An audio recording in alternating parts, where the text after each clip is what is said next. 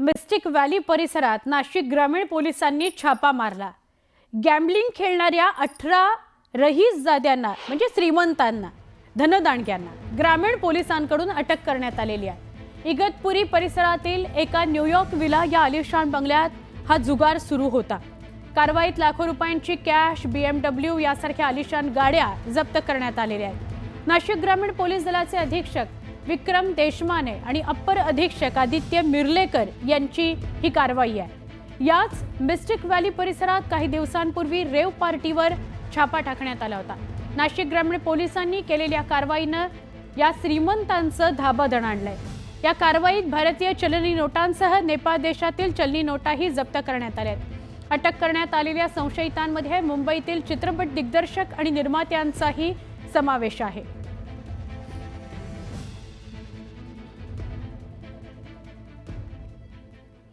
महाराष्ट्रातील अहिल्यानगरमधल्या शिर्डीजवळ शनी शिंगणापूर हे जागृत देवस्थान आहे।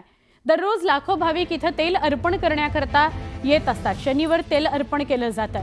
अलीकडेच संस्थांनं एक महत्त्वाचा निर्णय घेतलाय। शनी शिंगणापूर इथल्या शनी देवाला तेल वाहताना आता फक्त शुद्ध तेलाचाच अभिषेक करावा असं आवाहन विश्वस्त मंडळानं केलं आहे। साधं तेल, केमिकल युक्त तेल असं जर असेल तर शनिदेवाच्या शिळेवर त्याचा परिणाम होतोय असं समोर आलं। दुकानदारांनाही ब्रँडेड कंपनीचं तेल विकण्याकरता बंधनकारक करण्यात आलेलं आहे। 1 मार्च पासून निर्णयाची अंमलबजावणी होणार आहे। काही झीज होत असेल त्या शेलाची तर हरकत नाही, ब्रँडेड तेल वापरायला काही शेवटी भक्तांच्या भावना असतात, त्याचा आदर होतो। आणि तिथं जो काही शनी देवताचे जे तिथं शिला आहे तर त्याची जर जी संबंध असेल तर ते स्वागतच केलं पाहिजे। नागपुरामध्ये GBSचा एक 45 वर्षाचा रुग्ण मृत्युमुखी पडलेला आहे। पुणे मुंबईनंतर GBSनं नागपुरात सुद्धा थैमान घातलंय। GBSमुळे मृत्यू झालेल्या राज्यातील एकूण रुग्णांची संख्या आता 9 वर गेली आहे। मुंबई, पुणे, सोलापूर नंतर नागपूरमध्येही GBSनं बळी घेतलाय। नागपूरमध्ये 2 रुग्णांवर उपचार सुरू आहेत, त्यांची प्रकृती स्थिर आहे।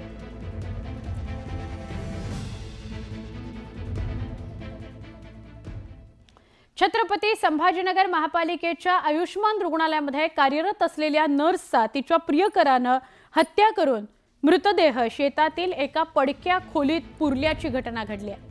लासूरमध्ये ही धक्कादायक घटना घडली आहे। मोनिका निर्मळ असं हत्या झालेल्या युवतीचं नाव आहे, तर परेश इरफान खान असं हत्या करणाऱ्या प्रियकराचं नाव आहे। आरोपी परेश हा आता पोलिसांच्या ताब्यात आहे, अटकेत आहे। आमची कारवाई अशी आहे की त्याला फाशीची शिक्षा पाहिजे, 302चा गुन्हा दाखल करायचा पाहिजे, अपहरणचा केस पाहिजे, बलात्कारचा केस पाहिजे, खुनाचा केस पाहिजे, हिंदू मुलीला। वैद्यकीय अधिकारी यांनी त्यांचा वैद्यकीय पंचनामा शवविच्छेदन करून आम्हाला अहवाल देत आहेत। त्यानुसार मयताचे जे नातेवाईक आहेत ते तक्रार देत आहेत, त्यानुसार पुढील गुन्हा दाखल होऊन कायदेशीर कारवाई करीत आहोत।